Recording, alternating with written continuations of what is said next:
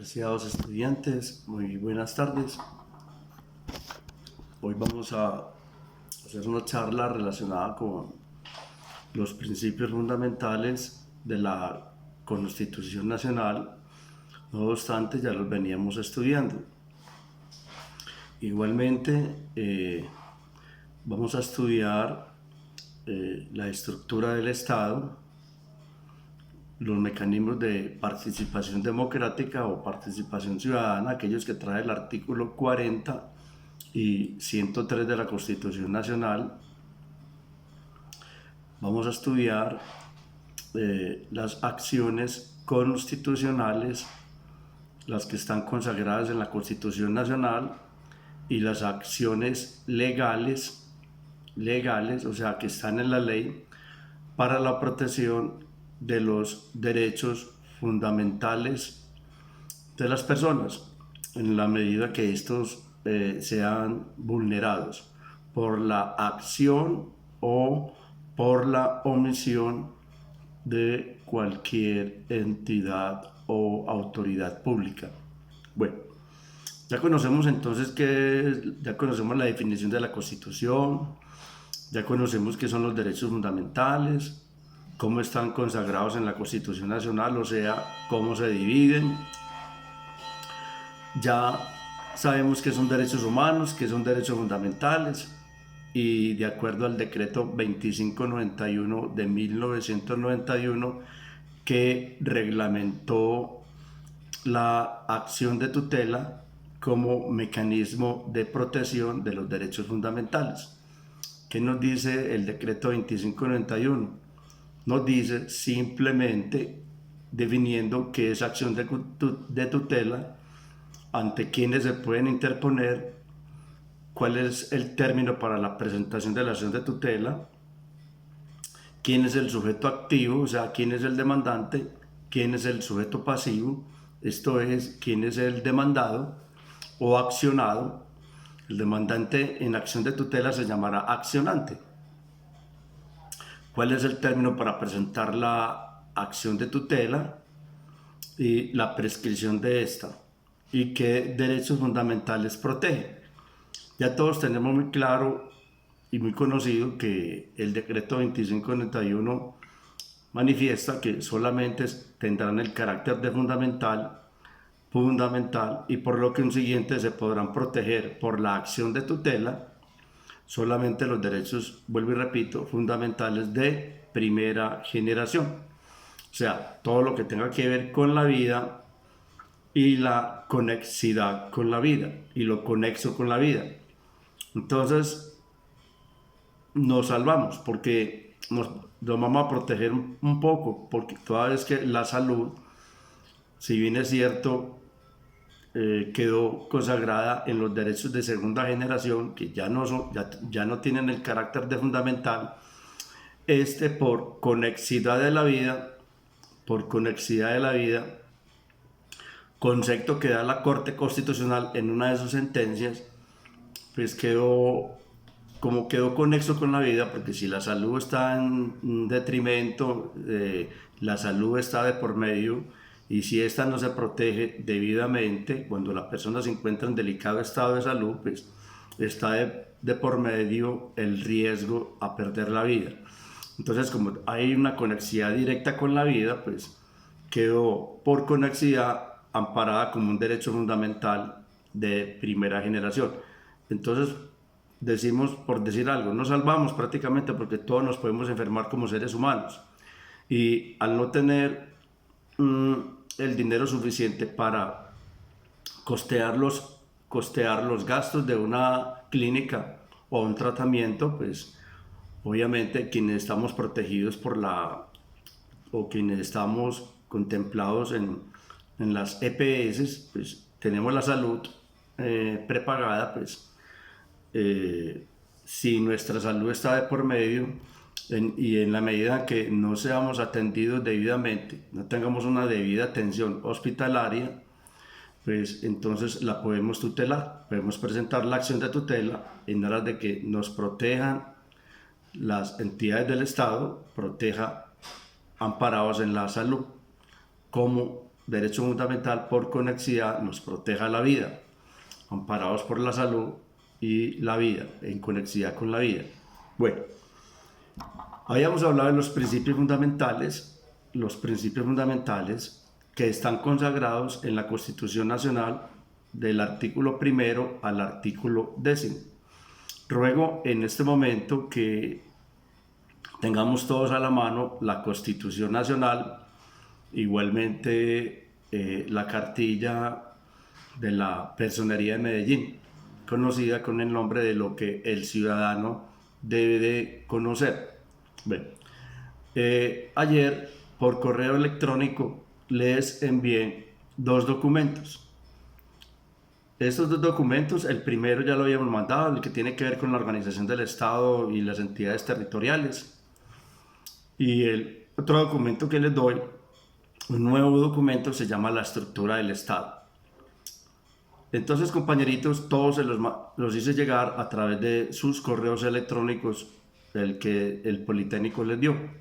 Bueno, con el estudio de estos 2 documentos y la cartilla, reforzados con la norma de normas que es la Constitución Nacional, ya tenemos todo el material bibliográfico, toda la norma, todo el material bibliográfico que hace parte de nuestro programa de la materia Pedagogía Constitucional. Ruego y suplico que hagamos las debidas lecturas, estudiemos los documentos a conciencia, sin pereza, ahora que tenemos tanto tiempo en la casa, poder estudiar o hacer las lecturas de los 2 documentos y tengan la Constitución en la mano para que verifiquen los artículos, repasen los artículos. Estos 2 documentos son didácticos, están dirigidos a escuelas virtuales, escritos por la ESAP, es la Universidad Pública del Estado, en este momento Escuela Superior de Administración Pública, y son cartillas que hacen relación a educación virtual, dirigida a estudiantes a través de la virtualidad. O sea que el nivel académico y la lectura de los 2 documentos es acorde al nivel académico de ustedes y hace relación, su contenido tiene que ver con el programa de nosotros, de Pedagogía Constitucional. Ruego entonces que hagamos la lectura detallada de esos 2 documentos. La universidad nos dirá, por el momento tenemos la autorización de adelantar las clases, más no de evaluar, hasta que pase esta crisis de salud que estamos padeciendo todos y hasta nueva orden. Bueno, con estos 2 documentos, pues lo más seguro es que talleres sí podemos hacer, obviamente, relacionado con los 2 documentos, y para evaluarlos, pues cuando la universidad los autorice. Si las notas van a ser con base a talleres, si las próximas notas que vamos a tener es con base a la virtualidad, pues entonces tengan presentes los documentos, porque voy a colocar talleres sobre los documentos y de ahí sacaremos las próximas notas. Bueno, por favor entonces tener a la mano la Constitución Nacional y la cartilla de la Personería de Medellín, lo que el ciudadano debe de conocer. Bien. Recordemos entonces que los principios fundamentales constituyen los fundamentos jurídicos y políticos de todo el ordenamiento estatal. Los principios fundamentales son normas rectoras, son normas programáticas, son normas de orden público. Esto es, son normas de estricto cumplimiento, son normas erga omnes para todo el mundo, para todas las personas, para todos los asociados, y son de estricto cumplimiento. ¿Para qué sirven estos principios? Son normas que irradian, iluminan, son las bases, son los cimientos, son orientadoras, son programáticas y están dirigidas en especial al poder legislativo. ¿Quién es el poder legislativo? Pues la rama legislativa.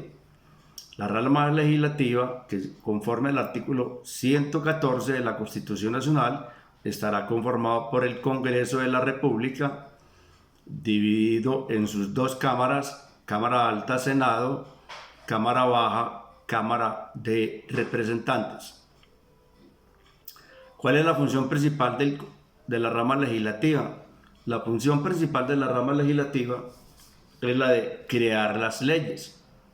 Crea las leyes de Colombia, ejerce un control político a la administración, esto es, ejerce un control político a la rama ejecutiva, que estará conformada por el presidente, estará conformada por sus ministros del despacho, estará conformada por los directores de establecimientos públicos, por los directores de los departamentos administrativos, por los superintendentes, por los gobernadores, por los alcaldes y todos los inspectores.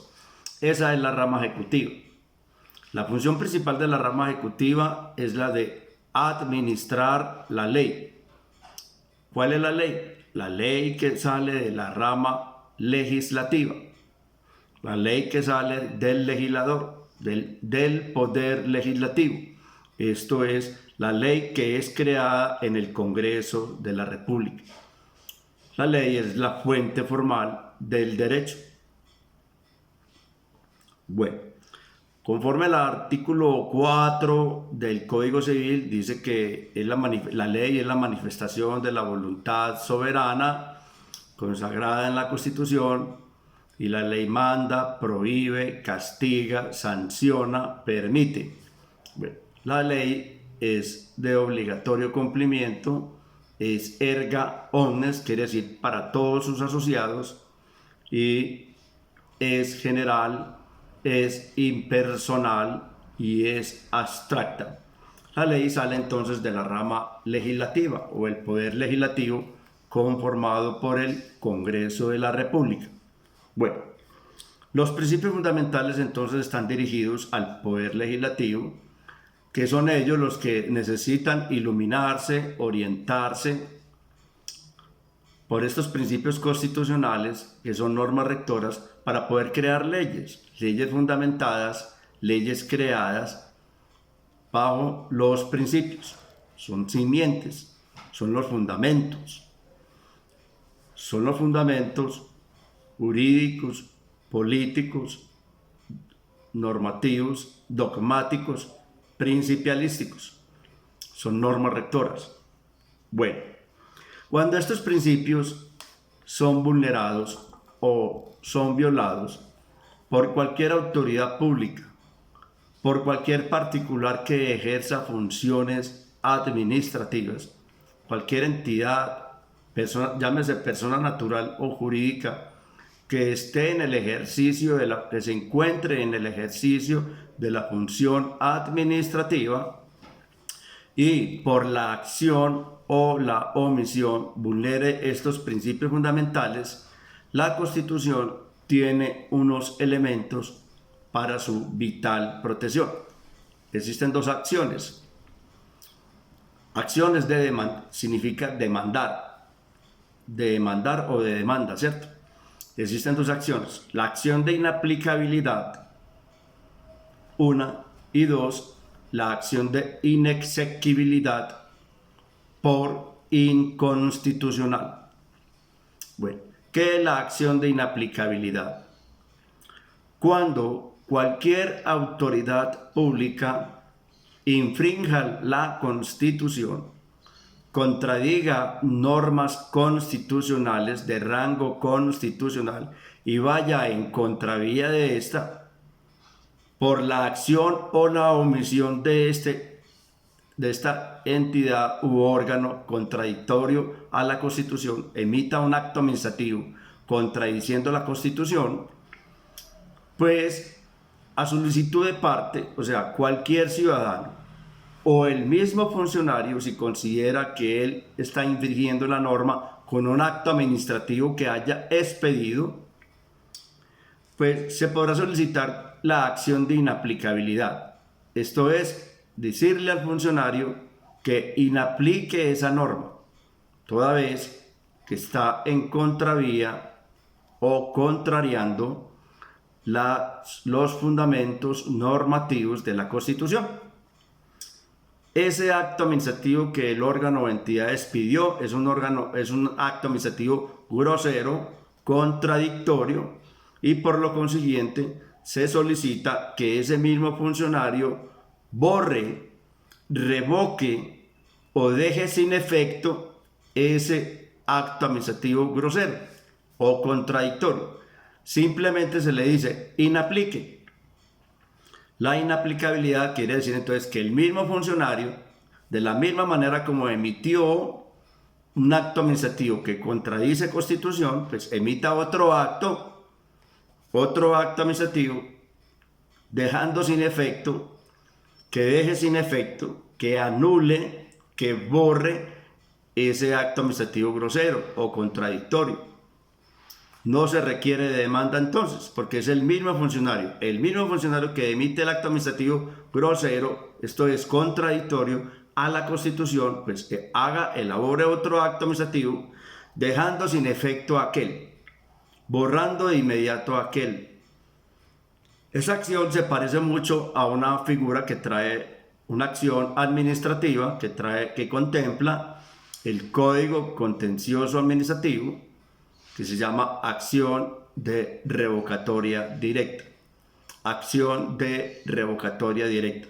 Vuelvo y digo, la acción de inaplicabilidad se asemeja, es igual, es similar a una acción que trae el Código Contencioso Administrativo, se llama acción de revocatoria directa.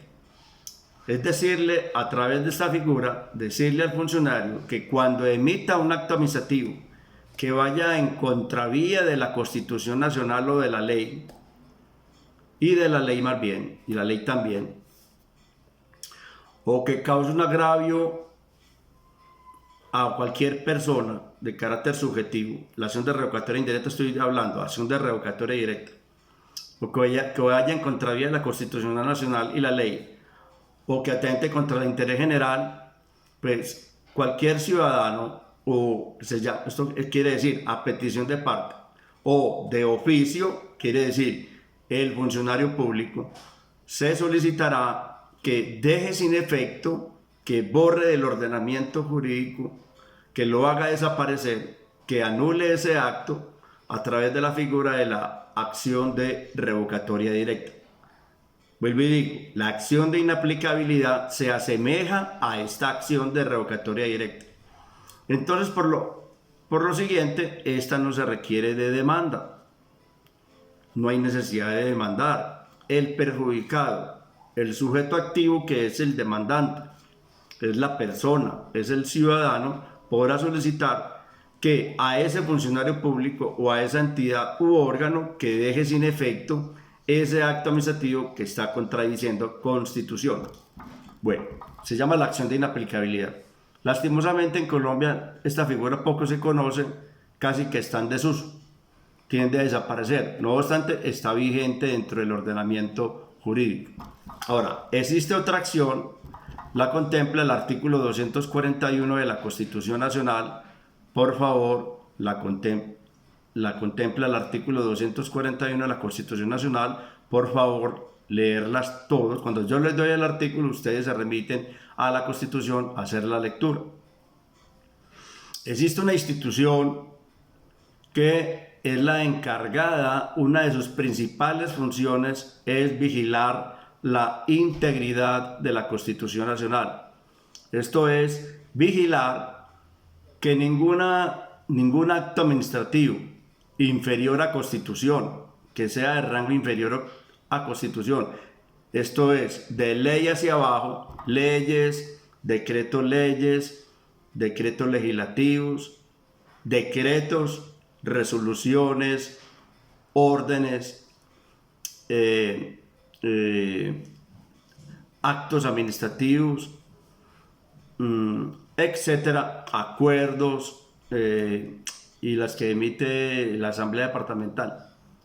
Actos administrativos de la Asamblea Departamental, actos administrativos del Consejo Municipal, bueno, todas aquellas normas de rango inferior a la Constitución Nacional. Si cualquiera de estas contradice Constitución, entonces cualquier ciudadano, quien será el sujeto activo, o sea, el demandante, podrá solicitar ante el juez natural, llamado Corte Constitucional, que es el juez natural, el juez propio, el juez directo, que declare la inexequibilidad de ese acto administrativo grosero o contradictorio a la Constitución, que lo declare inexequible por inconstitucional. Aquí si hay demanda, la puede ejercer cualquier ciudadano. El juez competente o juez natural será la Corte Constitucional. No prescribe ni caduca toda vez que está violando la Constitución.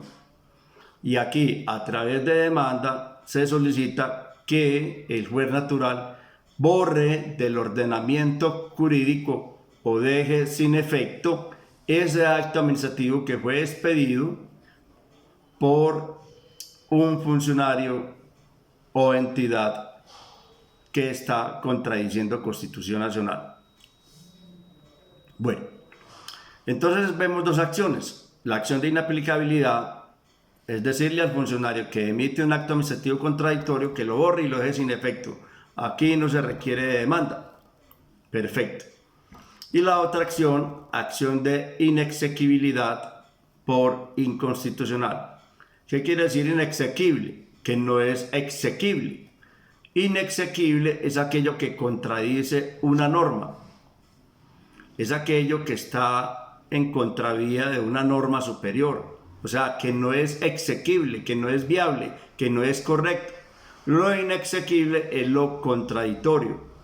También se conoce con el nombre de yerro, perturbación, embarazo, en contravía. Entonces, que se declare inexequible ese acto administrativo, llámese ley, llámese decretos leyes, decretos legislativos, llámese decretos solos o resoluciones u órdenes, llámese acuerdos municipales, los actos administrativos de los consejos o los actos administrativos de las ordenanzas, que son los actos administrativos de las asambleas departamentales, o cualquier acto administrativo general. ¿Quién los emite? ¿Quiénes son las personas que emiten actos administrativos generales, impersonales y abstractos? Pues solamente es competencia de las autoridades administrativas, en especial todas aquellas entidades u órganos que se encuentren en la rama ejecutiva, en especial la administración pública, las entidades del Estado, ¿sí? Sus actos se transmiten o se manifiestan. ¿Cómo se manifiestan? A través de actos administrativos. Los actos administrativos, como les digo, pues se pueden llamar leyes que vienen del Congreso, decretos leyes o decretos legislativos, que son decretos especiales. En Estado son decretos especiales que el Congreso, o facultades que el Congreso y la Constitución Nacional le da al presidente. En este caso, por ejemplo, ahora lo que estamos viendo por el coronavirus, son facultades extraordinarias que la Constitución y el Congreso le da al presidente para emitir decretos con fuerza de ley, ¿sí? Por las circunstancias que estamos pasando. Eso está en el artículo 212, 213, 214 y 215 de la Constitución Nacional. Conmoción interior, guerra exterior y emergencia económica, conocidas como los estados de excepción: conmoción interior, guerra exterior y emergencia económica. Ahora tenemos una emergencia económica sanitaria.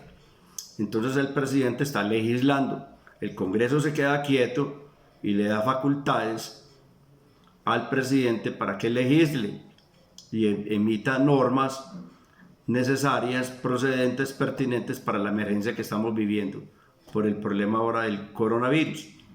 Entonces son facultades extraordinarias, pro tempore, limitadas, que la Constitución Nacional y el Congreso le da al presidente para legislar. Recuerden que legislar es crear leyes, y esto es propio, única y exclusivamente de la rama legislativa, o sea, del Congreso de la República.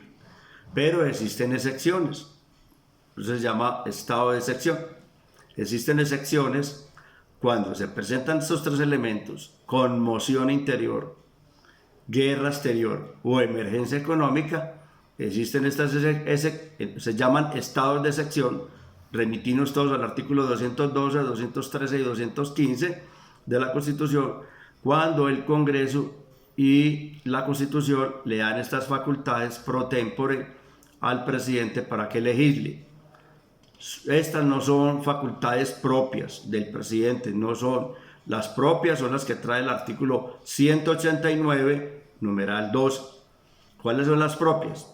Que el presidente, las facultades propias del presidente son las de reglamentar la ley de la República que viene del Congreso. El presidente las podrá reglamentar a través de decretos, decretos reglamentarios, obviamente, resoluciones y órdenes. Decretos reglamentarios, resoluciones y órdenes. Estas son las facultades propias de su propia naturaleza que tiene el Ejecutivo, esto es, el presidente de la República, para reglamentar la ley. La ley que viene del Congreso, el presidente la podrá reglamentar. ¿Qué es reglamentar?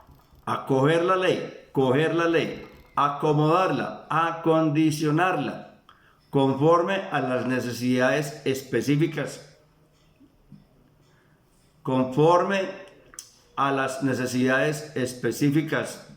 del pueblo como tal, del administrado como tal que somos nosotros. Es acomodarla, acondicionarla de acuerdo a las necesidades específicas.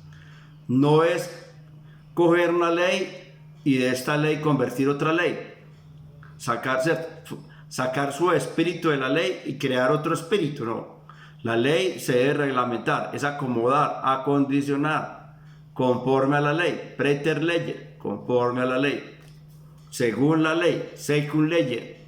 Bueno, espero que si se presenta en el transcurso de esta charla, si se presenta alguna inquietud, alguna duda, alguna pregunta, pues la hagamos a través de WhatsApp o por el correo electrónico. Los invito a que manejen grupos de WhatsApp, ojalá todos juntos, tanto el grupo del sábado de las 12 del día como del grupo del sábado de las 4 de la tarde, porque veo muchos regueros de WhatsApp, muchos números telefónicos revuelticos, regaditos, entonces están muy disparados, regaditos todos.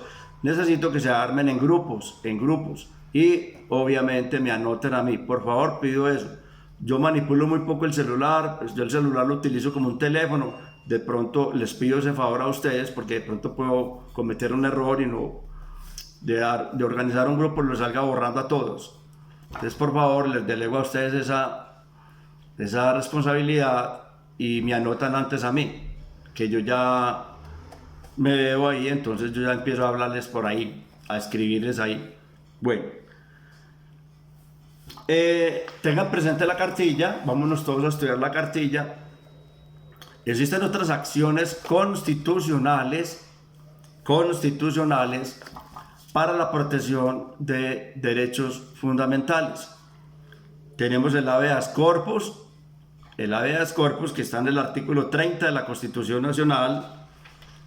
Tenemos el habeas data, que está en el artículo 15 de la Constitución Nacional, 15.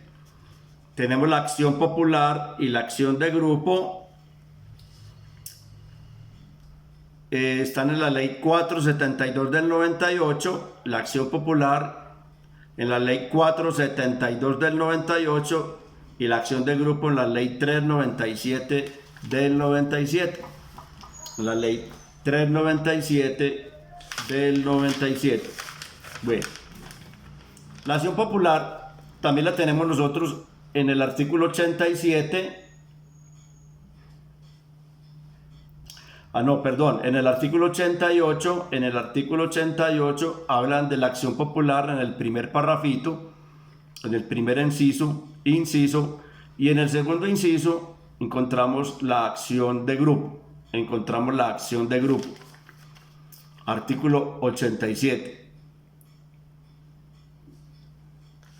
La acción de cumplimiento la tenemos en el artículo 87 de la Constitución Nacional, cumplimiento. Y la acción de repetición la tenemos en el artículo 90, acción de repetición, y vamos a hablar de cada una de ellas. Bueno, de cada una de ellas. ¿Qué es la acción popular? Bueno, la acción popular y la acción de grupo está contemplada como acciones para proteger derechos de tercera generación. Esto es, derechos colectivos. La acción popular y la acción de grupo están contempladas en el artículo 88 de la Constitución Nacional. Estos protegen derechos o intereses de tercera generación, conocidos como derechos colectivos. Bueno, la acción popular, toda persona o grupos de personas que se encuentren los derechos colectivos. ¿Cuáles son? El ambiente sano, el medio ambiente, los recursos naturales renovables y no renovables, el ecosistema, el espacio público, la moralidad administrativa, el equilibrio ecológico, todos los recursos naturales renovables y no renovables, los bienes de uso público, todos aquellos derechos, todos aquellos bienes, más bien, derechos no bienes colectivos, la libre competencia económica, la seguridad y la salubridad pública, el patrimonio público, el patrimonio cultural, todos los derechos y recursos, derechos renovables y no renovables, recursos naturales renovables y no renovables, el medio ambiente, el espacio público, la moralidad administrativa, el espectro electromagnético, todos aquellos derechos colectivos, en la medida que sean vulnerados por cualquier entidad pública o por particulares, cualquier persona natural o jurídica que violente, o intente dañar estos derechos o recursos naturales, ¿sí? Todas las personas, el grupo de personas, no se requiere el número de cantidad de personas, un grupo vulnerable de personas podrán solicitar ante cualquier juez de la República la protección de estos recursos naturales a través de la acción de grupo. Aquí no se requiere de abogado, se puede interponer en cualquier tiempo, obviamente para evitar la prescripción. La prescripción es un fenómeno jurídico que nos dice cómo y de qué manera se extinguen los derechos y obligaciones. Eso se llama prescripción extintiva.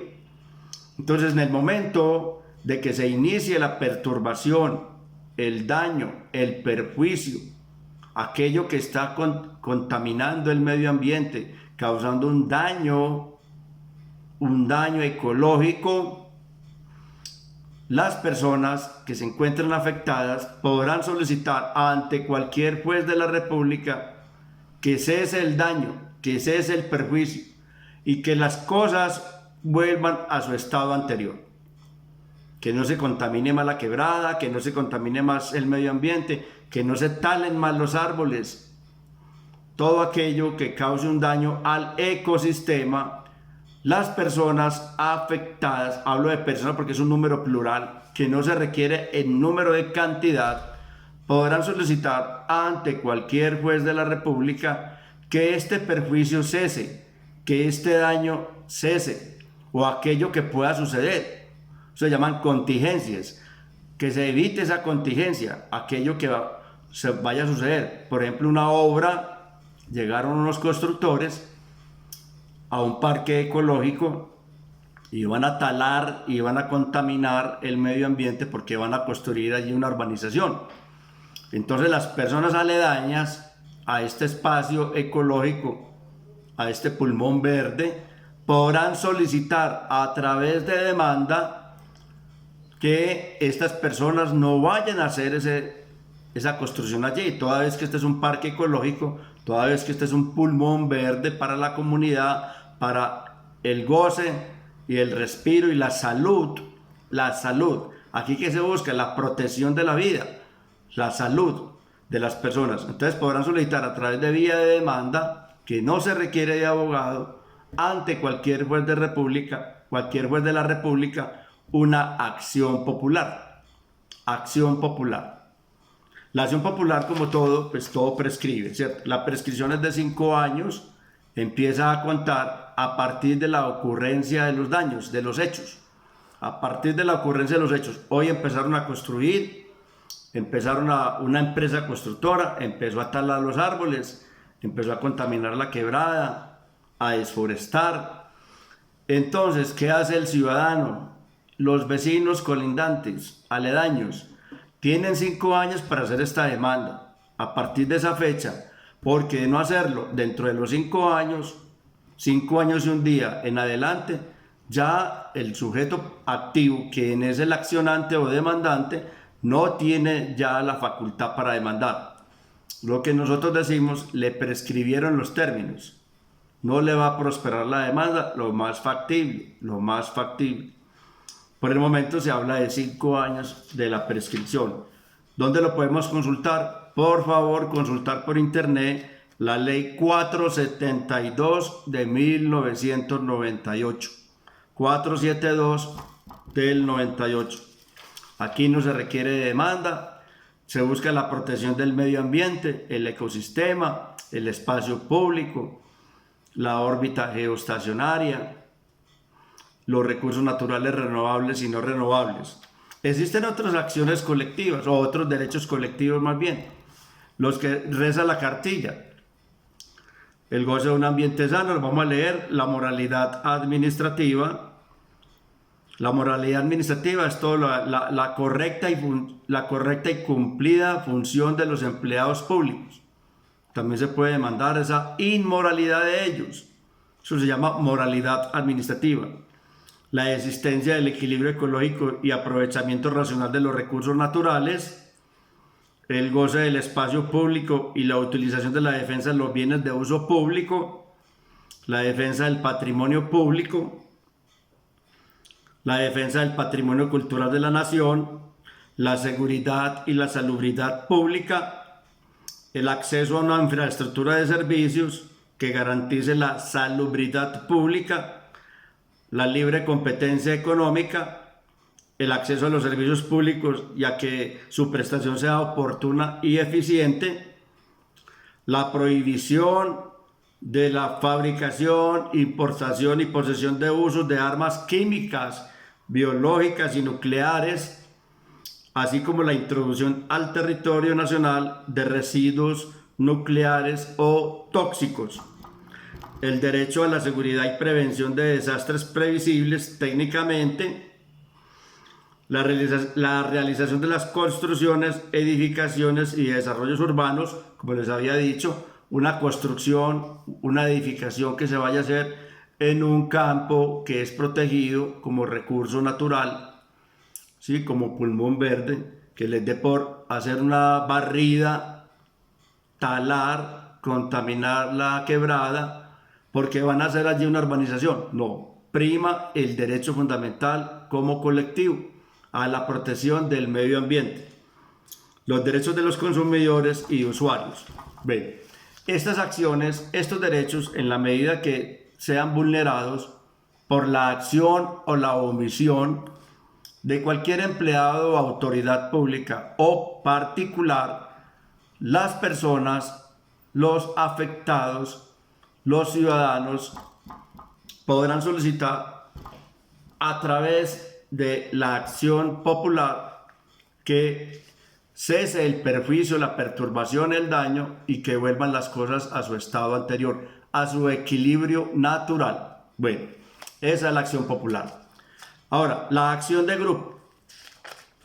La acción de grupo también la tenemos en el artículo 88, segundo inciso de la Constitución Nacional y está contemplada en la Ley 393 de 1997.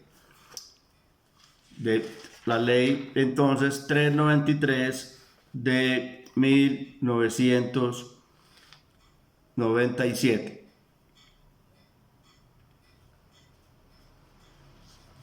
Bueno, la acción de grupo, aquí ya se requiere un número plural de personas, no inferior a 20, o sea, deben de ser más de 20 personas, todos unidos por las mismas razones y las mismas circunstancias. Aquí en la acción de grupo no se busca que si cualquier autoridad pública o cualquier particular, llámese persona natural o jurídica, cause un daño, no se requiere que este daño sea ecológico o dañar el medio ambiente, no, cause un daño y este daño es causado a un número no inferior a 20 personas, todos unidos por las mismas razones y las mismas circunstancias. Estas personas a través de abogado, ojo, a través de abogado, aquí sí se requiere abogado, inicien una acción de grupo. En la acción de grupo, aquí no se interesa que las cosas vuelvan a su estado anterior. Aquí no se interesa si el constructor hizo el edificio y lo hizo malo y está para caerse, entonces que las cosas vuelvan a su estado anterior. Y si tumbó unos árboles, que los vuelvan a sembrar más árboles. Si contamina una quebrada, que le vuelvan a contaminar. No. Si aquí hay un daño, este daño debe ser resarcido, debe ser reparado económicamente. ¿Sí? Aquí lo que se busca ya es una indemnización de carácter patrimonial, de carácter económico. Aquí el perjuicio se repara no volviendo a sembrar arbolitos ni dejando de contaminar el medio ambiente, sino si se causó un daño, este daño debe ser reparado de manera económica. Esto está dirigido más que todo a aquellos constructores, que está muy de moda, esos constructores engañosos. Hacen tremendos edificios, muy bonitos, con sus bonitas fachadas, y llegan los clientes, compran estos apartamentos o estas oficinas, compran allí sus apartamentos y en cuestión de 2 o 3 años empieza a caerse el edificio, a deteriorarse. ¿Ha pasado? No, claro, está pasando constantemente. Esta acción se volvió muy famosa. Entonces, como son varias personas afectadas, recordemos el edificio en Pace, aquí en el Poblado, hace ya unos 5 años o más, como en tremendo extracto 6, en el sector del Poblado, estos edificios se comenzaron a colapsar, a caerse por la mala construcción. A los ingenieros se les olvidó que estos requerían unos materiales de alta calidad, ¿sí? Mala calidad, estos edificios se cayeron, empezaron a caerse los apartamentos, engañaron a sus clientes, a las personas. Entonces estas personas afectadas que ya no necesitan que le revoque el apartamento, o le vuelva a tapar el hueco o reforzar el edificio, eso ya nadie confía en eso, nadie va a ir a habitar un apartamento cuyos cimientos están malos, cuyas bases están malas, cuya estructura está mala. Entonces aquí lo que se busca es que ya, este apartamento me costó 500 millones, me hace el favor, me devuelve mi plata con más los intereses, más la indemnización por los perjuicios causados. Esto se llama, y como son varias las personas que están afectadas por las mismas razones y las mismas circunstancias, que se requiere una cantidad superior a 20 personas, o sea que esto es cuantitativo porque se mira la cantidad, cuantitativo, porque se mira la cantidad, no inferior a 20 personas, no inferior a 20 personas, todos unidos por las mismas razones, se requiere de demanda con abogado para que el demandado, que es el sujeto pasivo, el demandado, o sea, estas constructoras, inclusive diría yo, las entidades del Estado, las alcaldías, las curadurías que autorizaron, que son las que dan la autorización para la construcción y el permiso de estos planos y todo, que son los que, entonces aquí hay una negligencia del Estado también, el Estado territorial, que es la alcaldía, que es la que autoriza, la oficina de catastro y curaduría y todo, autorizan las construcciones de estas malas edificaciones engañosas, engañando a las personas. Entonces se hace la acción de grupo, Recordemos que la acción de grupo tiene un término para demandar, o sea, la prescripción será de 2 años y comienza a partir, los términos de la prescripción comienza a partir de la ocurrencia, comienza a contar más bien a partir de la ocurrencia de los hechos. Hoy empezó a deteriorarse el edificio, hoy empezó a agrietarse, a abrirse, a caerse, a descomponerse. Tengo 2 años a partir de hoy para demandar. Se requiere de abogado, obviamente. Se requiere hacerlo dentro de los términos con un número no inferior a 20 personas, o sea, como mínimo 20 personas en adelante. No se requiere un máximo, sino a un mínimo. Por esto es una acción cuantitativa y se debe hacer dentro de los 2 años. Bueno, vamos a ver cuál es el habeas corpus. Está en el artículo 30 de la Constitución Nacional. Artículo 30 de la Constitución Nacional. Es una acción pública que tutela la libertad de las personas. Cuando alguien se encuentra privado de la libertad, o sea, capturado por una autoridad pública, ¿cierto? Obviamente, en este caso, pues las autoridades públicas competentes serían la policía y el ejército, las fuerzas militares.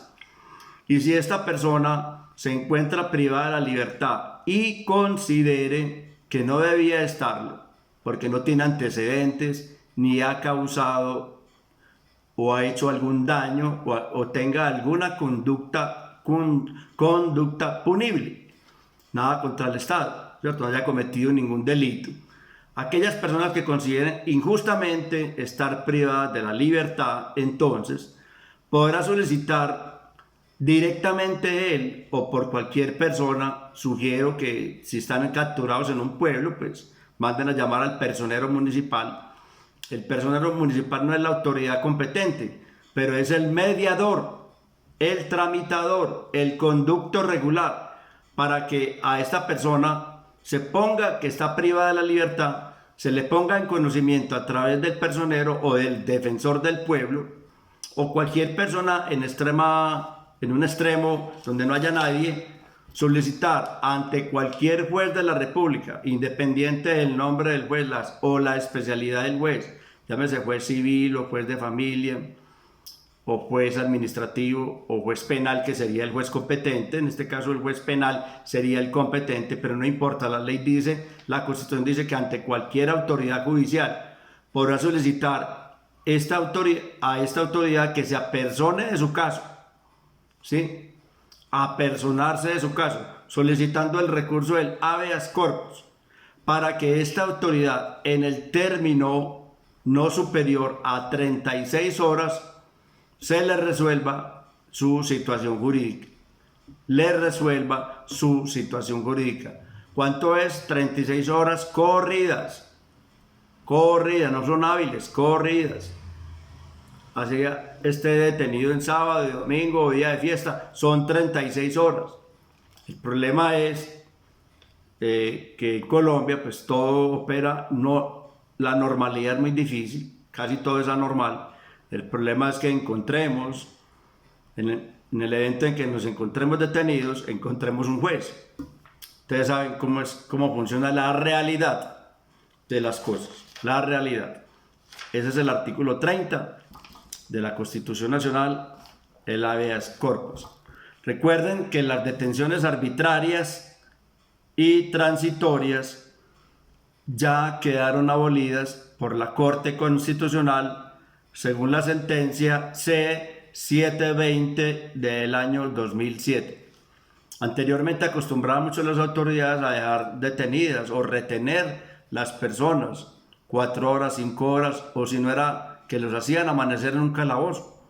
Esto le pasaba mucho a los jóvenes cuando se iban a pasear a un pueblo.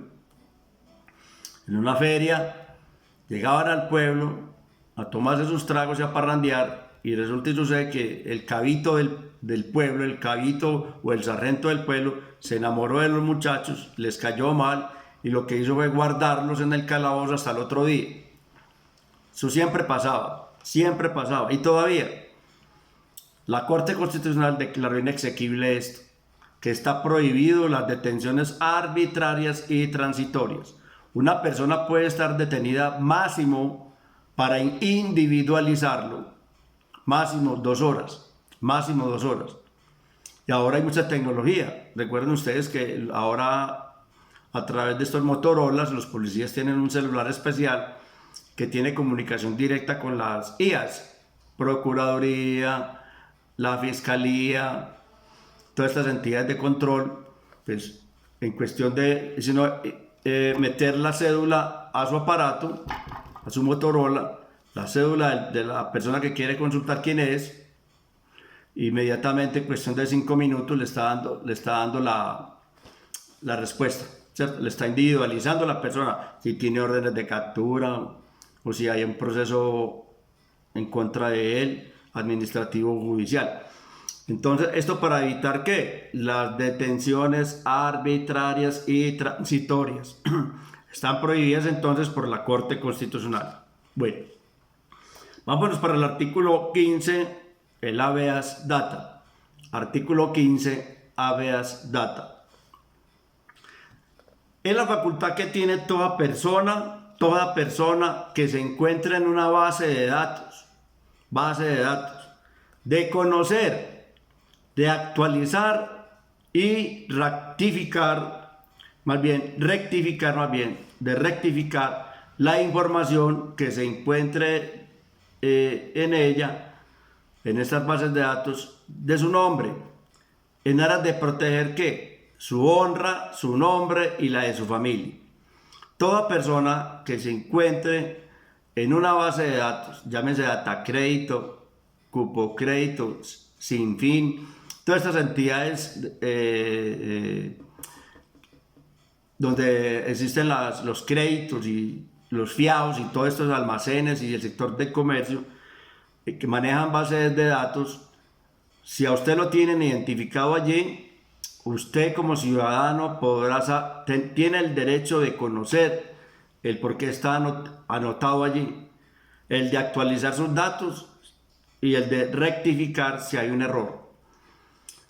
Por ejemplo, cuando las personas van a sacar un fiado, un crédito con un almacén, si por cualquier circunstancia usted se atrasó, pero posteriormente se puso al día, pagó la sanción, pagó la penalidad, pagó los intereses de mora, estas entidades no tienen por qué dañarle su imagen, no tienen por qué seguirlo teniendo allí anotado, no tienen por qué causarle perjuicios y sacarlo del comercio, crearle la muerte civil, porque si está anotado allí y si posteriormente necesita un crédito, no obstante, usted ya se puso al día y pagó su penalidad, la multa, los intereses de mora y todo esto, y se puso al día, no tiene por qué estar anotado en esa lista negra.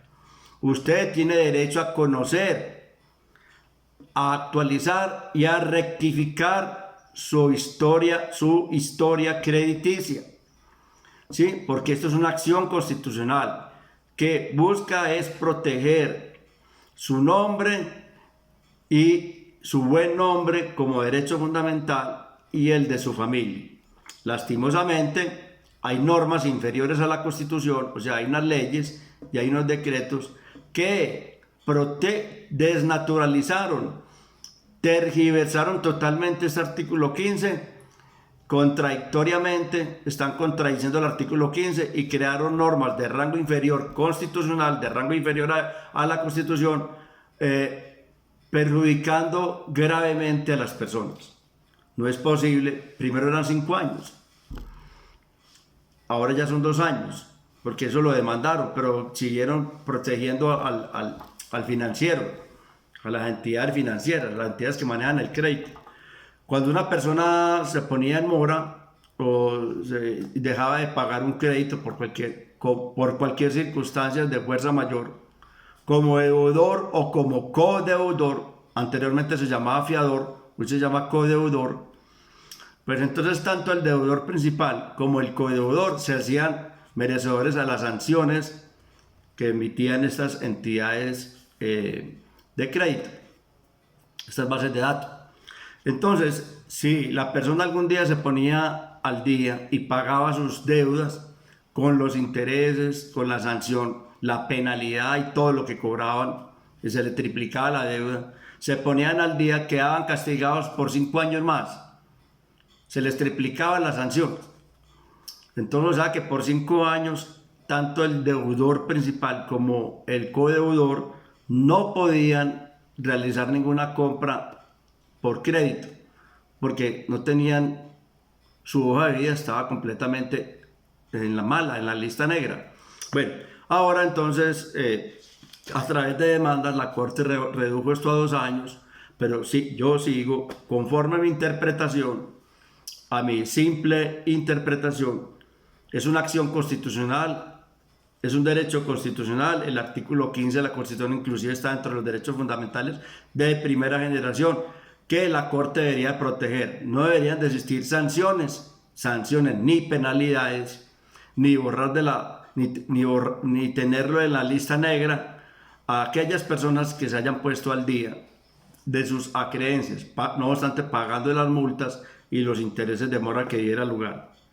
Bueno, vamos a ver el artículo 29 de la Constitución Nacional, que habla del debido proceso. El debido proceso.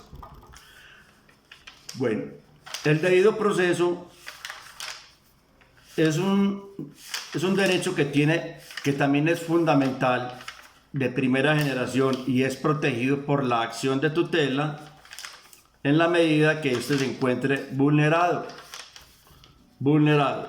tanto en las actuaciones judiciales como en las actuaciones administrativas. Esto lo hemos consagrado en el artículo 29 de la Constitución Nacional. El debido proceso, que se aplica a toda actuación judicial. Cuando digo judicial, entiéndase jueces, y administrativas. Cuando yo digo administrativas, entiéndase en entidades que pertenezcan a la administración, en especial entidades de la rama judicial. ¿El debido proceso en qué consiste? Dice así el artículo 29. Nadie podrá ser juzgado sino conforme a las leyes preexistentes al acto que se le imputa, ante juez o tribunal competente y con observancia de la plenitud de las formalidades propias de cada juicio. En materia penal, la ley permisible o favorable, aun cuando sea posterior, se aplicará de preferencia a la restrictiva o desfavorable. A la presunción de inocencia. Toda persona se presume inocente mientras no haya sido declarada judicialmente culpable. Los jueces de la República, a través de su sentencia, en este caso los jueces penales, las personas, mientras se encuentran dentro de la instrucción, dentro del proceso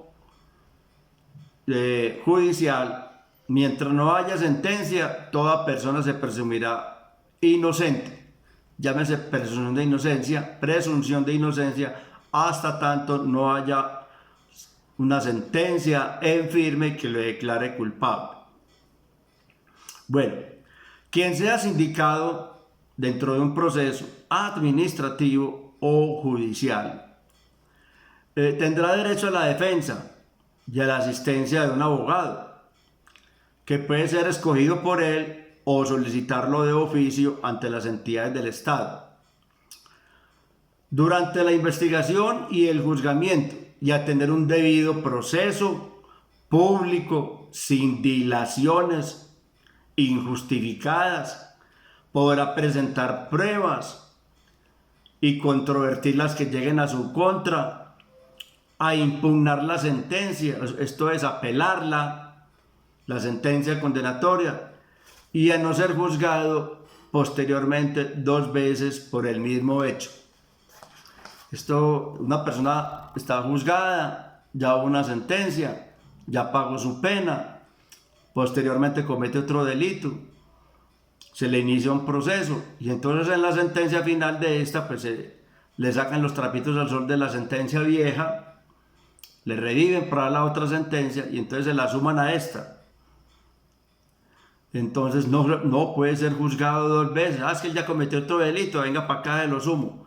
Esto quiere decir que ninguna persona en Colombia puede ser investigada y dictar una sentencia al juez, ¿cierto?, juzgándolo 2 veces por el mismo hecho.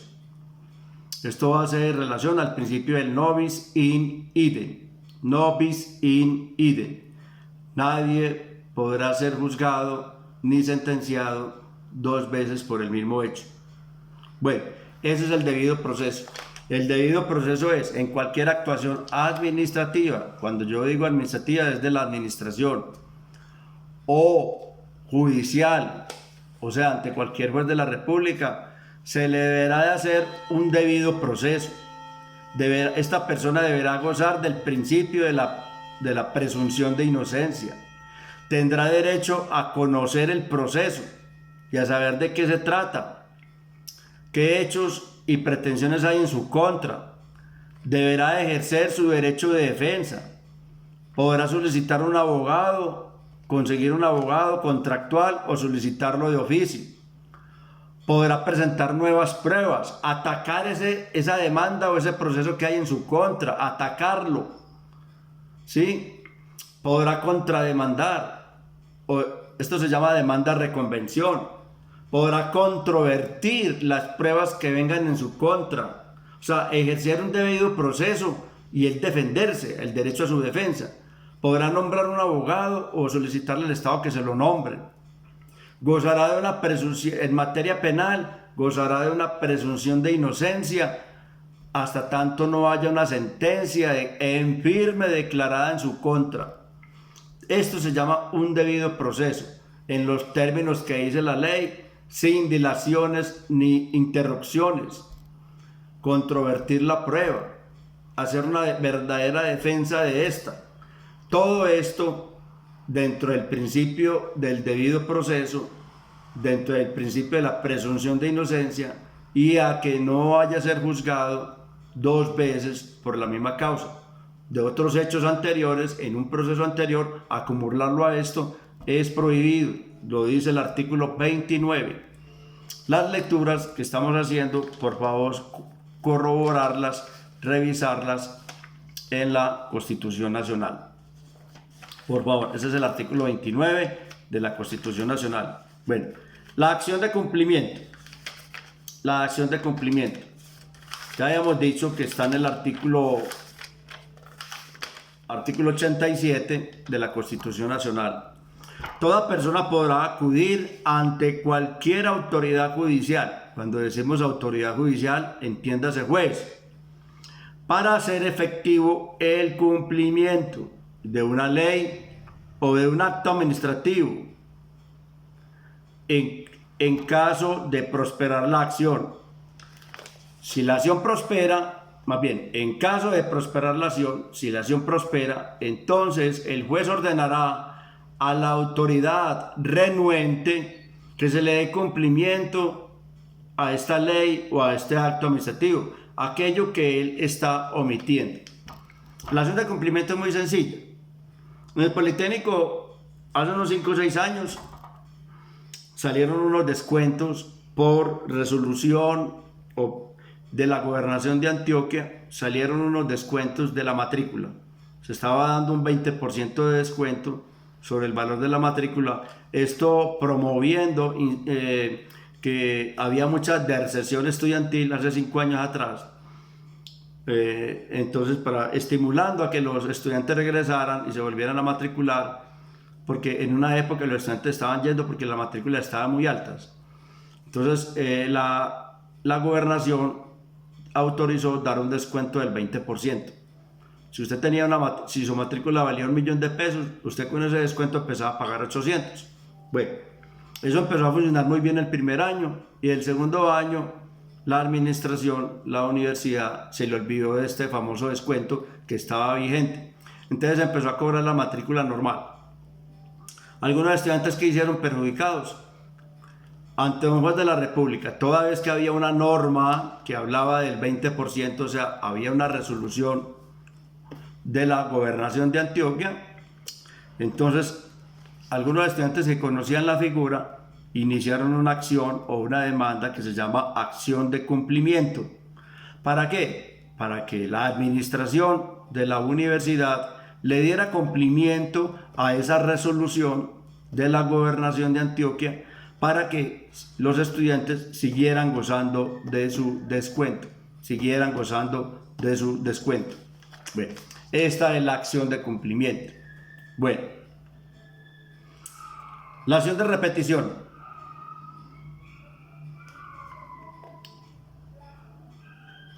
El artículo 90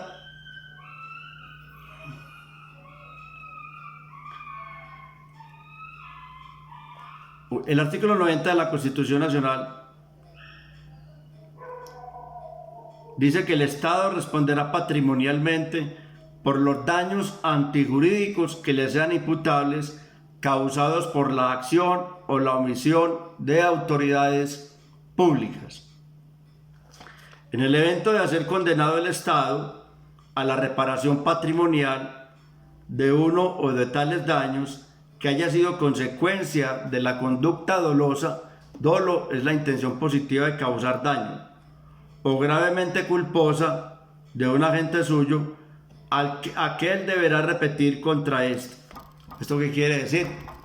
La acción de repetición es esto: cuando por la acción o la omisión, acción es hacer, omisión es dejar de hacer, no obstante teniendo el deber legal de hacerlo, le causa un perjuicio o un agravio injustificado a cualquier persona o cualquier ciudadano, el ciudadano podrá demandar a esta entidad pública, a través de una demanda que se llama reparación directa. Casi siempre será esa, reparación directa. Esto es, que se le reparen directamente los daños causados por la acción o la omisión de aquel empleado público, entidad u órgano, por su negligencia, que le causen que le indemnicen y le resarzan sus perjuicios por la acción o omisión de esta entidad pública o empleado público, como se quiera llamar, le indemnice sus daños, ¿sí? Le pague los daños, lo indemnice por los perjuicios causados con sus intereses. Entonces, y si gana la demanda, entonces, ¿qué hace esta entidad? Indemnizar, pagar al perjudicado, a este sujeto activo que es el demandante. Y entonces, ¿qué debería hacer esta entidad? Repetir la misma demanda contra aquel órgano o aquel funcionario o aquel empleado que por su acción u omisión causó un perjuicio irremediable a este particular. Casi siempre esta acción se llama acción de reparación directa. El Estado deberá indemnizar patrimonialmente los daños y perjuicios que cometa la entidad, funcionario u órgano. Es la acción propia. Hay otra acción muy parecida que se llama la acción de nulidad y restablecimiento del derecho. Acción de nulidad y restablecimiento del derecho. Pero la acción propia es la acción de reparación directa. Bueno, estos serían las acciones como las más importantes para la acciones constitucionales y legales. Constitucionales porque las trae la Constitución, legales porque las trae la ley, para la protección de los derechos fundamentales. La acción de cumplimiento la vemos también en la Ley 393 de 1997. Ley 393 del 97. Bueno, no sé si ya habíamos estudiado el derecho de petición. El derecho de petición es el que trae el artículo 23 de la Constitución Nacional. La Ley 1437 del 2011 trae toda la figura del derecho de petición. La Ley 1437 del 2011, que es el Código Contencioso Administrativo, los invito a leer el artículo 32, que es el derecho de petición. Bueno, vamos a mirar el derecho de petición. El derecho de petición es la acción, es el mecanismo más próximo, más expedito. Este derecho de petición es como el camino o el puente de comunicación, el conducto regular entre el particular, que somos nosotros, los particulares, los ciudadanos, y la administración y las entidades del Estado, en especial todas las entidades que se encuentran en la rama ejecutiva, entidades y órganos que se encuentran en la rama ejecutiva. Bien, es el camino más expedito, es el puente, es el conducto regular. Bueno, el derecho de petición es un derecho fundamental. Tanto es que cuando tú presentas un derecho de petición y este no se contesta en forma oportuna dentro del término que da la ley, o no lo contestan, o si lo contestan mal, o sea, contestar por contestar, sin decidir de fondo, no dar ninguna respuesta positiva, el peticionario quedó en las mismas, una respuesta mala, incoherente, no dice nada de fondo, se podrá tutelar, solicitar ante un juez de la República, el derecho de petición se podrá tutelar con la acción de tutela, valga la repetición, la acción de tutela. ¿Para qué? Para que este funcionario te responda, para que aquella entidad te conteste debidamente, de fondo, no responder por responder, te dé una respuesta positiva o negativa, pero sustentada, debidamente sustentada, no una mera respuesta. La Constitución Política entonces la define en su artículo 23, que dice que toda persona tiene derecho a presentar peticiones respetuosas ante las autoridades por motivos de interés general o particular y a obtener una pronta resolución. En nuestro país, los derechos fundamentales se encuentran protegidos por la acción de tutela, derechos fundamentales de primera generación. Por tanto, cuando se presenta la violación de un derecho de petición, se podrá interponer la acción de tutela. Bueno, ¿a quién va a dirigir? Pues especialmente a todas las autoridades, a aquellos que se llaman autoridades. La definición de autoridad la traen los primeros artículos, creo que es el artículo 1 o 2 del Código Contencioso Administrativo. También el derecho de petición se puede hacer ante los particulares. Veamos el artículo 32 de la Ley 1437 del 2011. Primero procedía ante las entidades públicas, ya ante los particulares, y más cuando si hay de por medio un derecho fundamental, ¿cierto? Bueno, ¿cómo se elabora el derecho de petición? Debe redactarse en términos comedidos, lo que no impide desde luego que se formule en términos severos, críticos, enfáticos y vehementes, es decir, que no desborden los límites de la cívica moderación. Los derechos de petición pueden ser de interés general y de interés particular. Los derechos de petición, ¿cómo se pueden presentar? En forma escrita es lo más recomendable. En forma escrita, toda vez que las entidades públicas son muy negligentes, no acatan la norma ni la Constitución, son muy desobedecen la norma constantemente, hay una negligencia en ellos. Pero el derecho de petición también se podrá presentar en forma verbal, así lo dice la norma. Podrá presentarlo en forma normal, simplemente es que usted se acerque a una entidad pública, a un funcionario o empleado público y forma verbal le dice, le estoy formulando un derecho de petición en forma verbal porque la ley y la Constitución me lo autorizan. Por favor, tome nota de esto. Bueno, ¿para qué se presenta un derecho de petición? para que se le dé comienzo entonces a una actuación administrativa, para que se permita el acceso de los gobernados a la información sobre acciones de los gobernantes. Nosotros somos los gobernados. Para que se den a conocer documentos oficiales, documentos públicos que no se encuentren en reserva, porque si hay reserva, si los documentos están en reserva, no obstante, los documentos de reserva son los que no tienen acceso al público. Pero resulta y sucede que hay una ley de la República que dice qué documentos son de reserva, conforme al artículo 74 de la Constitución, que dice que la ley dirá que todo documento que reposa en la administración serán públicos. Públicos quiere decir que de acceso conocimiento a todos nosotros. Pero existen documentos de reserva y la ley dirá cuáles son de reserva. Por ejemplo, las historias clínicas. Por ejemplo, los secretos militares. Por ejemplo, las patentes. Por ejemplo, toda la información que venga de menores de edad, para la protección del menor. Bueno, pero solamente la ley de la República dirá cuáles son de reserva. No cualquier documento es de reserva, todos serán como regla general públicos. Bueno, la respuesta de la autoridad. La ley dice qué documentos, qué derechos de petición, cuál es el término para responder. Bueno, recordemos que existen derechos de petición para la queja y el reclamo, para la consulta, para solicitar una consulta, para la expedición de documentos, para quejas y reclamos, para informaciones, expedición de documentos, etc. Vamos a ver cuál es el término para responder. Una vez presentado el derecho de petición, para expedir copias de documentos, tú necesitas copia de un documento público, la administración deberá responder ese derecho de petición en 10 días. Como regla general, no olvidar, como regla general, la administración tiene como regla general 10 días para expedir un derecho de petición. 10 días. 10 días.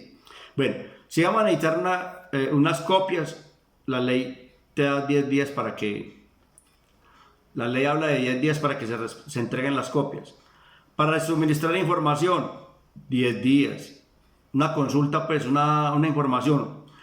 Para una queja, 15 días. Quejas y reclamos, 15 días.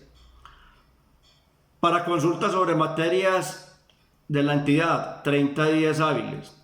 Bueno, como regla general, los derechos de petición se deben de consultar, se deben de contestar dentro de los 10 días.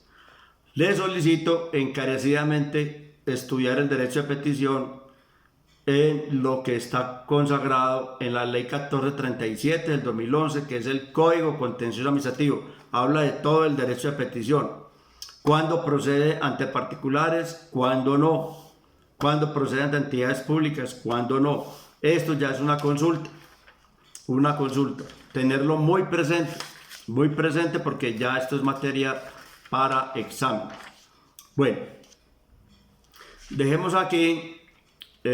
Próximamente haremos otro video sobre la estructura del Estado. Preguntas, peticiones, solicitudes a través de WhatsApp. Bueno, buenas noches, mis queridos estudiantes. Dios los bendiga. Cuidémonos todos y hasta que nos volvamos a ver. Me despido de ustedes. Que esté muy bien.